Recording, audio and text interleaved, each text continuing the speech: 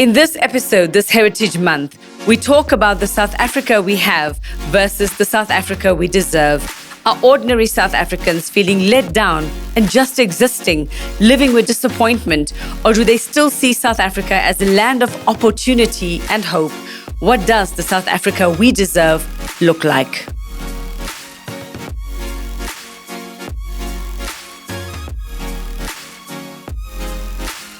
Hi everyone. Today we're talking about the South Africa we actually want. We're looking at the South Africa we have versus the South Africa we deserve. And to talk about this with us, two amazing guests. Let's say hello to Trudi Theledi Zulu, award-winning entrepreneur, clothing designer, and business leader, and so much more. Thank you, Trudi Theledi, for joining us. It's a pleasure. Thank you. And then we've got Ciko Thomas. Did I get that right? Ciko Thomas. Yes, Nedbank's managing executive and a man with a story. Because you're not just a banker. You're more interesting than just a banker, yes? Welcome. Hopefully. Great to be here. Well, I must apologize in advance. Excuse me, I've got the September sniffles and the voice seems to have followed. So we will keep this going. We will keep this voice going for as long as we can. So let's start with you, Trudi Theledi. You've achieved so much. Not only are you all of what I've just described, you are a humanitarian, co-founder of a TV and film production company. I'm taking your number a little bit later because everyone needs some work, us freelancers as well. And you're a mom as well. Yeah. So tell us more, tell us everything about Trudi Theledi Zulu. Tell us what she does and how she balances all of that. I don't know if there's such a thing as balance, actually. I think we prioritize as moms. That's what we do. Not everything is important at the same time. So I think I just try and prioritize what matters at that moment. Mm-hmm. But yeah, Trudy's just somebody who's very passionate about people. I consider myself a platform creator. If there's something that I'm passionate about creating at the time in order to empower people, that's what I do. So that's what I actually consider myself, a platform creator. A platform creator to do good. Yes. For a better South Africa and a better world in general. Yeah. All right, and Ciko Thomas, now we all have ideas of what bankers are like. All right, they don't sound like the most exciting people, but you have a story as well, and you do great things in your work as well. And your story involves a car dealership. I'm intrigued. Please tell me more. Thank you, Iveka. Yeah, I mean, I'm privileged in that I've had the honor of being able to do different things in my life, professionally and as a person. I'll tell you about the car story later on. It's a fun story, and it's. Tell me now. I want to know now. Yeah, gosh. So I want to know because I want to get to know you better. So every time I introduce myself, I have to tell people where I'm from first. Okay. Because it's a big part of my identity. Tell me everything. Okay, so I'm from New Brighton. Okay, New Brighton is in Port Elizabeth or Gqeberha. And I say that because it shapes a big part of who I am. I come from a community of incredibly talented people, incredible storytellers, people who did great things in a past life, who continue to do great things now. Whether it's Laduma, Ngogolo, Mandisi in the arts, Unatingai in entertainment, this is a place of amazing people, and there's something in the air where I grew up that just inspires people to greatness and to do great things. So one of the things I did in my past life, myself and a group of mates, we liked cars, we were professionals, we were making some money, as professionals. And we decided, after stints living overseas, that, we love buying cars and we love buying BMWs. One of my mates worked for BMW South Africa. He just come back from a stint in Germany. Yeah. And we decided, why don't we open our own one?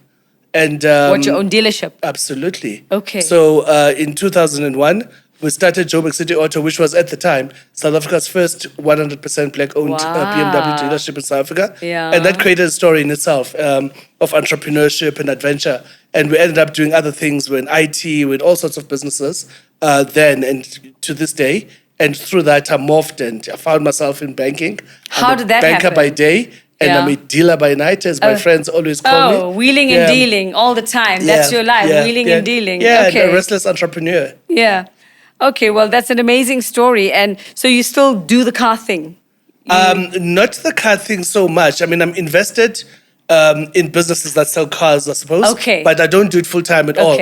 I mean, we built that from one dealership to 5, We sold them, we spun them off to big groups, did other things. So moved on from that, Okay. as an operational day-to-day thing. But you understand what it's like as Nedbank's managing executive, what it's like to try and start your own thing. Absolutely. And create opportunity for yourself. You understand that, and that's so great, which is why Absolutely. you're here today, yes? Absolutely. I mean, one of the things I look after at the bank is business banking. Yeah. Businesses, small businesses that turn to over 10 rands, all the way to businesses that turn over 2.5 billion Ooh, rands. I need to take your number as well. I look after I only that. have about 50 Yeah. in my purse, but we can turn that into something.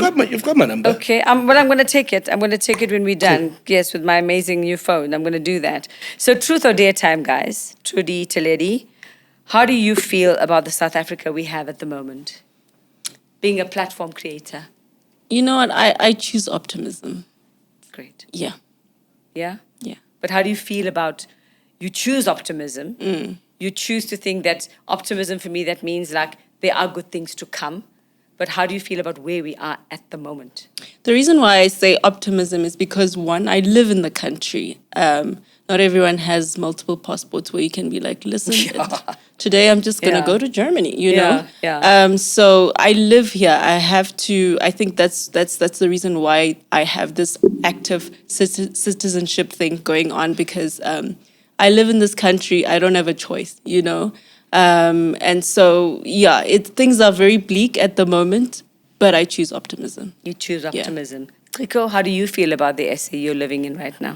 I'll use a sporting analogy since we're in a Rugby World Cup cloud mode. I'll draw from cricket. And my own sense is that, if we're betting as a country, chasing a target, we are striking well below the desired strike rate as a country. We could do so much better to close the run rate gap in terms of so many things that we should be doing to close the gap. But a little bit like where Trudi is, we're still in the middle. Again, to use a cricketism, we're still in the middle and batting away and chasing a target. So, we need to knuckle down, focus on the things that will up the run rate to close the gap versus the target. And we have it in us as South Africans to do that. But one of the things we need to own is that right now we are well below the required run rate. Yeah, and why do you think that is? It's a combination of things, I think, first and foremost, I think we need to own our problems. I think, society is a consequence of their citizens. Politicians are always second order. We choose them anyway. So they're byproduct of our decisions. Well, some we choose, others fall into our lap, Yeah, others are thrown at us. I don't know. I mean, they imposed on us. I think that they forget that we choose them. Yeah. But we choose them. But a little bit again, where Trudi started, an active citizenry, an engaged citizenry is going to be a big agent of change, of the required level of change in this country. And I think sometimes we forget that. I think we tend to do a little bit of this and that, point at politicians, point at other people. There's always a victim, and it's not always me. It's always someone else. Yeah. So part of that whole notion of active citizenry is something that we really need. Yeah, and I mean, that's something that you're passionate about, is active citizenry, and being your platform creator. Why do you think, Trudi Theledi, where do you think we are missing the opportunities? I mean, we're almost 30 years. We have to stop using the past as an excuse. What aren't we getting right as opposed to where we should be? What should South Africa be looking like right now, almost 30 years on? Sure, that's a very Other than loaded- dark with load shedding. Yeah. It's a very loaded question. I think South Africa it's a developing country. We should be far. We have the potential to reach great heights, but I think because of the type of leadership that we have in our country, it poses such a difficult task for the country. We're only as good as our leadership.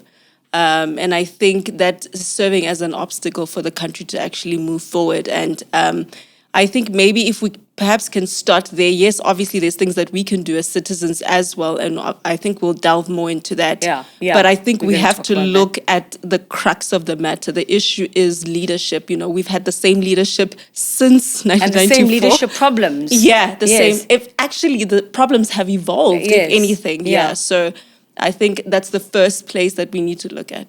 Okay. Now, you both you interact with a lot of ordinary South Africans in your jobs and what you do. And I want to know, I've asked you what you think, but what are they telling you? What are they saying to you? We know that the feeling we get is that there are so many despondent South Africans just going, oh well, this is where we are. We have to make the best of what we have.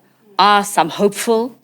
Are some trying to create the opportunities for themselves? What are they telling you in your day-to-day interactions? Your friends even, and those that you work with, those that you're involved with in your job, those you want to help in, set up a business, give them the money to set up a business. What are they telling you? So we have this platform called the Business Dialogue Africa, and that's where we essentially have dialogues and we talk about all these issues, And I think with a lot of entrepreneurs, I think I wouldn't say they're necessarily hopeful. I think they just don't have a choice, They find themselves in certain predicaments and they don't have a choice. If they want to provide for their families, they have to grind every day, But I do think that the youth, especially the youth, they're not so optimistic. I mean, there's 14 million youth that have not registered to vote as yet. And apparently that could tip the scale in terms of who governs, So that is an indicator itself. And it's very, disheartening, to know that 14 million youth can actually bring about change, So I think it's very telling of how South Africans are feeling at that present moment. Yeah. And Ciko, what are ordinary people telling you? What are your friends who are still working in the dealership saying to you? The guys who are putting the cars together, the ones who are making them, the ones that the businesses that you're trying to take their 10 rand and turn it into 10 million. What are they saying to you about how they feel about this country? Do they feel like it's not, we've gone backwards, taken many steps back? Yeah, it's a mixed bag, Iveka. You find a lot of gloom and despair in South Africa generally when you're talking to people. And personally, I choose not to draw from that because equally, you hear lots of South Africans who are enthusiastic about the prospects that this economy presents. Entrepreneurs who have started businesses, who have been inspired by other entrepreneurs, who've been successful or are starting to be successful and are role modeling for others to look up to them and want to set the example. And those are setting the tempo. Kids at school, who are inspired by peers at school, who are achieving incredible marks and doing incredibly well at school. And off the back of that, have set themselves incredible ambitions of what their next career options are or study options, both locally and internationally. And it just widens the lens through which they see the world as a consequence of that. And there's a lot of positivity with that. I speak to people who've left the country, who live overseas, who miss the specialness of what South Africa has, its people, its creativity, the courteousness of its people, just the sense of ubuntu, for want of a better word, that South Africa presents, that some other societies just don't have, This place is home for a lot of people. And people who have become very successful in other geographies, we yearn to come back home and make a difference. And so for me personally, I draw a lot of my energy and outlook from that kind of energy rather than from the gloom and despair, which is inevitable. It's lights out most of the time. But what do you say to those who come to you with the gloom and despair? What do you say? They go, Ciko, I'm feeling like, I'm down in the dumps. I'm going nowhere in this country. What would you say to someone like that? People have to own their lives, Really, people have to own their lives. Create opportunities for themselves. People have to create opportunities for themselves. Part of the reason why we've got such low voter turnouts is kids don't stay at school. And of course, there's very real reasons why kids don't stay at school. Circumstances at home, we know what the levels of poverty are. It's very hard to stay in a classroom if you're hungry, But if people focus on the prize at the end of the rainbow, if kids are encouraged to focus on the prize at the end of the rainbow and understand the incentive behind staying in the classroom, there's positivity in that. So a lot of time, for instance, when I speak to kids who are in high school, I just encourage them to stay at school. Just stay in the classroom. Just pass. Just pass. Just pass, Get to matric, man. pass matric, and worry about the rest later. So there's a lot of that we need to own instead of the sense of gloom that we ourselves tend to propagate. So are you both saying let's not depend on our leadership. We need to create the South Africa that we deserve. Hey? Yeah, Am our I leaders- right? yeah, we they're need to start. politicians, man. But don't you think there's so much bureaucracy and red tape, even for somebody who wants to start their own business? There's just so much to get through.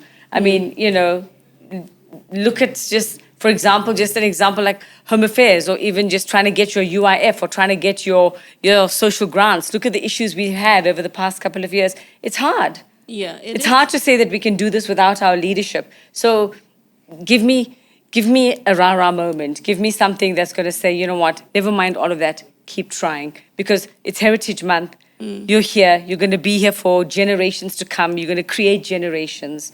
So what's that? You spoke about that hope at the end of the rainbow. What's that hope at the end of the rainbow where we can do this without having to bother about leadership? I love what Ciko mentioned, which is owning it as an individual. I mean, like, we all have a responsibility for ourselves. I mean, it starts with us. We're a drop in the ocean. I'm not in politics. I can't make much of a difference. Goodness for that. Yeah. I can't make much of a difference. The most I can do is, go and protest, if there's an issue. Even if that the doesn't lights work. are out. Even that doesn't work anymore. Exactly. So it makes no difference. Yeah. And I loved what he mentioned, the fact that it has to start with what I can manage at this moment. If I'm in school, I have to ensure that I get my results and that I'm able to matriculate, and ensure that I am able to be an active citizen within the country. And if I'm able to finish school and then get a job, that contributes to our economy as well. So But that's the problem, you see. Where do they go and get... Or think Yeah. out of the box and think about, even though I finished and I have this degree, but I can't find a job, what can I do myself to Yeah. create this? You're an example. You're a perfect example of somebody Yeah. who's created so much on your own. So there's an institution that really As are you, Ciko. Sorry. I saw your face drop there. You know? My face is not Yeah. dropped. No, I love what this institution has done is that they try to develop their students, right? Regardless of them being entrepreneurs or not, they try to ensure that they have a leadership mindset and entrepreneurial mindset, because that's just the South Africa that we live in. It's either or. It's either you're going to be in corporate South Africa, or if you don't get a job, you should at least be able to have a hustle that is able to sustain you. So I think having a leadership mindset and also an entrepreneurial mindset is important to have within this economy. But who's going to inspire them to do that? Who's our inspirations? Who should we be using to get the South Africa that we deserve? I mean, yes, you can go and we can maybe give you a State of the Nation address, and you can do this, and that'll be great. You would inspire, Ciko, you as well. How do we, as this generation, as the older, how do we get this message across to those younger than us, to those who are sitting in school wondering, should I drop out and go do something else? You may not make it to university, but how do we get this? How do we give them that message and give them that hope so that they at least get the South Africa that they deserve? My own sense, Uvega, is that, speaking of our generation, we have to realize that we have a responsibility to propagate. It's not good enough for me to sit and have a comfortable life because I've got the job that I do and I've got the things that I do. I have to find a connection back to something that allows me to touch lives of people who need to be inspired and who need to be lifted. And so the message you asked me earlier on, what do I say to friends, to business partners? I always tell them that you have to find yourself engaging a cause that spreads the message. Yeah. You have to. All of us have to. Nothing frustrates me as people who've got means, who do not use the power of their platforms to touch the lives of young South Africans out there, because we can. I made the point, I come from New Brighton. I was in New Brighton on Friday speaking to a group of kids from a local school. Yeah. I was pulled, I was traveling, I was passing by, I was going somewhere else, I was going to Somerset East, and the guy said, listen, please, come to my school, we'll do a special assembly, come talk to the kids.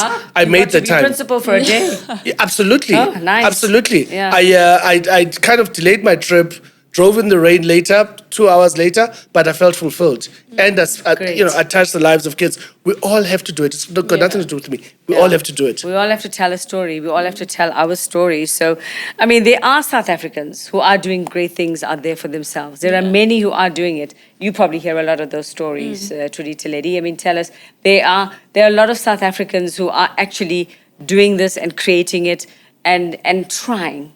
They're trying. What are you seeing out there? Who inspires you? Other than Ciko as well. I'm inspired by anyone who finds inspiration, like to try and get out of their situation. To be honest, I meet a lot of entrepreneurs. For me, they're the most resilient people ever because. What are they doing, these entrepreneurs? What kinds of things are they doing?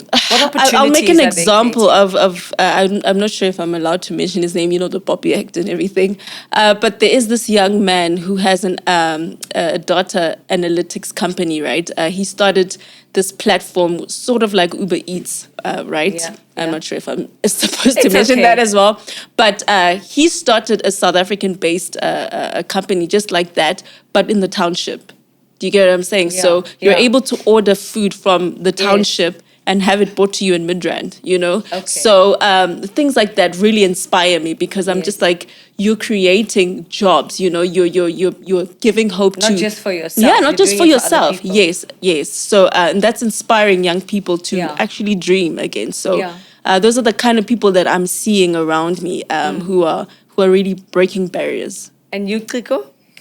I was in France a couple of months ago, walked into a pub to have a beer, and the guy behind the pub said, where's that accent from? I said, I'm South African.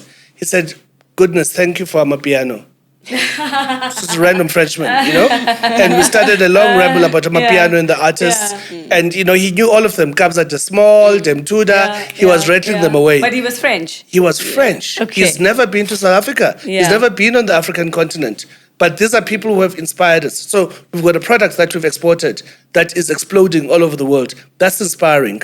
Sia is busy inspiring us right now as we speak. The Sia mania in the country. Look at that story and where he comes from and what he's doing for the country right now. He's inspiring us. There are thousands of ordinary South African artists. I love art. Yes. There's an artist, and I'm not plugging him. There's a guy called Ricky Jaloi. I was in London, and I chanced upon a Ricky Jaloi exhibition at Everard Ridge in London, and they were going gaga over his work. Yeah. And there's others, Many South African others. artists exploding all over the world. Young, predominantly black, some of them female. Artists that are doing incredible things, being recognized by the art And you know world what? all over the world. We've got technology. We've got these things. You don't 100%. have to wait for some record company. 100%. You put it on. You put it on those and it platforms, explodes. and you never know what's going to happen. Yeah. So the people who are inspiring us are all around us. Yeah. Yeah. All around us. I like that. The people who are inspiring us are already all around us. We don't need to look to those above us. Or the They're- big names. Or the big names or whatever. We can just do it ourselves. And I want, as a final message from the two of you, your message to South Africans this Heritage Month, it's Heritage Month, about how we can get the South Africa that we deserve. Your final message and your wish for them to get the South Africa that they deserve. My dad was a counselor back in the day, not now. Like back in the day, and I think my love for South Africa comes from him, right? I watched him. As kids, we learn more from what our parents do than what they actually say. Yeah. So my dad really inspired that in me, and I think. One thing about South Africa, like what Uqi is saying, is that there's no place like South Africa. The Ubuntu that is within our Yes. country, the fact A lot that of people will tell you that when they travel. the fact Yes. that I'm able to ask for directions from some man on the road and he won't get angry with me for asking him that. We are a beautiful nation. We have so much to offer, and we are a country that can do incredible things. And I think we need to remember that. We need to remember the South Africa that we have, and and the fact that as bleak as it looks right now, it's not the end. We have not reached the end. Things can still turn around for us, you know. So I think it would be, don't remain in a place of being disheartened, you know. And then I think just remembering that with that message of Ubuntu, that we need each other, that we should take care of each other, and that active citizenry, which has been like the common thread throughout this interview, we really need to push more on that. And inspire each other to become a better nation. And do for each other as much as you're creating opportunities for yourself. Yeah. Like you spoke of that young man, Yeah. is to do things where you can now start to help others, not just yourself. Yes. And we really need, and I think a lot of ordinary South Africans are there. Yeah. Trying to help each other out, even if it's in your own little complex that you're living in, where you're supporting small business, or you're ordering cakes from your neighbor who bakes very well, that kind of thing. Ciko, your message and your wish this Heritage Month for us and the generations to come to create the South Africa that we know we deserve. Yeah. And I think specifically because it's Heritage Month, there's something in the zeitgeist of South Africanness that defines us uniquely anywhere in the world. You know, I spoke at a marketing conference 2 weeks ago, and I said, if you're in Milan, Italians walk with a certain Italian swag. It's uniquely Italian. Oh. It's uniquely Italian. They're all walking down the runway. And everything that they sell and they produce borrows from an Italian identity. Whether it's pasta or a Chianti, whatever it is, it's Italian. The Japanese are the same for very different reasons. Discipline, craftsmanship, through authenticity, it's uniquely Japanese. We have something in South Africa that is uniquely South African. It draws from this spirit of samagate. We are together. It's Ubuntu. We look out for each other. We do not leave the other person behind. And whatever thing that you have an obligation, you have an obligation to share it. And if you don't, you're called out by society. You're frowned upon, you looked down. That something is very magical. It's a secret ingredient in the bottle or in the recipe book of South African greatness. We must use it to build an identity, build businesses, build power brands, build a national identity, and build a human face of South Africa that we want to take to the rest of the world. Yeah. But we can't build it if we're not aware and conscious of it or in denial of it. Yeah. So it's something that we have to guard jealously, and we have to want it, and we have to want to build from it. So that's my message on this Heritage Day, that thing that makes us South African. And people say, what's that thing? What was we know that it. word you used again? The zeitgeist. No, and then you combined it with something else. You said it was something. I don't know. And Okay. Ubuntu. Hey. And Ubuntu. Oh, and Ubuntu. And the magic of zeitgeist. Oh, I Ubuntu. thought you combined That's- the two into that's- one. I was going to that's the hashtag secret. that for you very quickly. Sorry. It's That's okay. the secret recipe. That's what makes us South Africans. Let's not take it for granted. Yeah. We take it for granted. We do. Yeah. Let us not take it for granted. Don't take it for granted, and let's start doing, and It's our let's power start ingredient. doing what we want. Absolutely. Trudi Theledi and Ciko, thank you very much. It's been a pleasure. You guys are leaders in what you do. And I'm going to add now managing executive, man with a car dealership story and principal as well. And I'm taking your number to turn that 50 Rand into 50 million. And I'm taking your number, so the next movie you're making, you better put me in it. Okay? Yeah. Thank you very much. And a Thank happy you. Heritage Month to you both. Thank you so And much. to And you keep too. doing what you're doing and inspiring. Thank you. Thank you.